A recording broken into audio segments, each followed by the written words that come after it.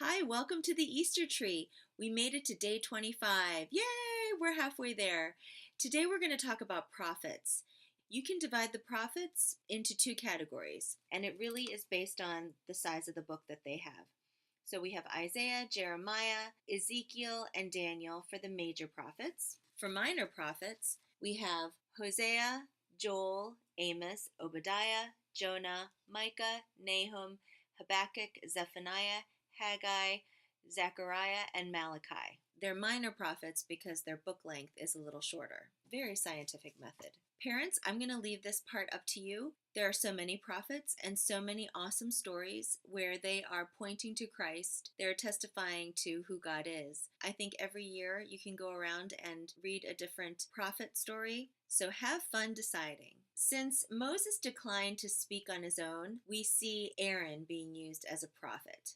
He served as Moses' mouthpiece, basically to speak for him. Remember, we saw this in Exodus chapter 4? A prophet of God is someone who transmits the word of God. He's a messenger. He speaks on behalf of God. He's a mouthpiece. While God is not unable to speak, his choice is to speak to his people through the voice of human beings. He uses these people, these prophets, as an agent of revelation. Isn't this crazy?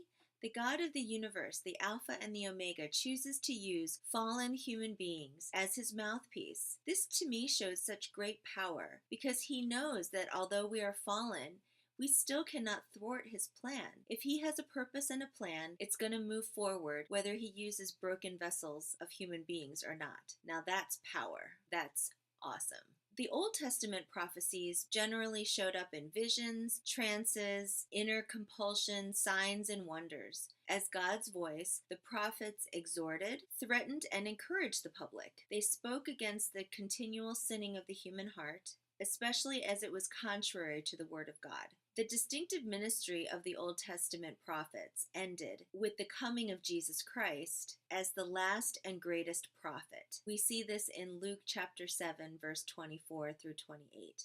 All the Old Testament prophets pointed to Jesus, and when Jesus came as the final and last and greatest prophet, he fulfilled the prophecies. So today's Easter tree ornament is the prophets, day 25. A whale.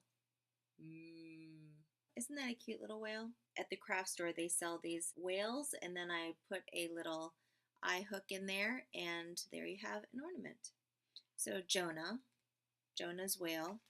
Remember to take some time to go a little deeper and to ponder a little bit longer, to maybe have a conversation or draw some pictures with your kids. Maybe pull out a coloring page and have the kids talk about their favorite prophet story. I decided to do some art. So we have the prophets and we have the story of Elijah over here.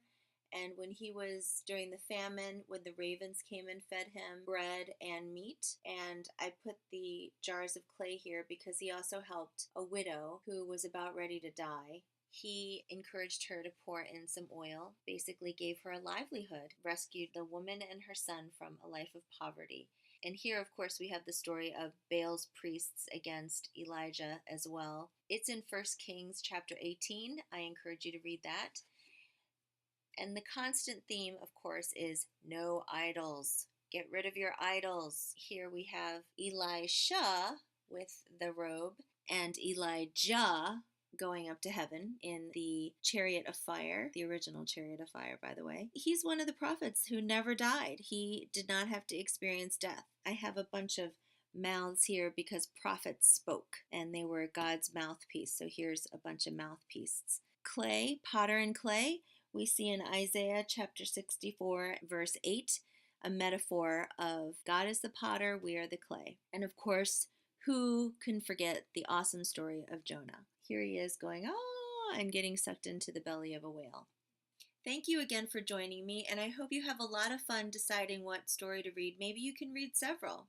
I know a lot of the children's storybook Bibles have great stories in there. Well, there's lots of good prophet stories in the Bible, so I hope you enjoy your time reading them. Thanks for joining me today. Bye.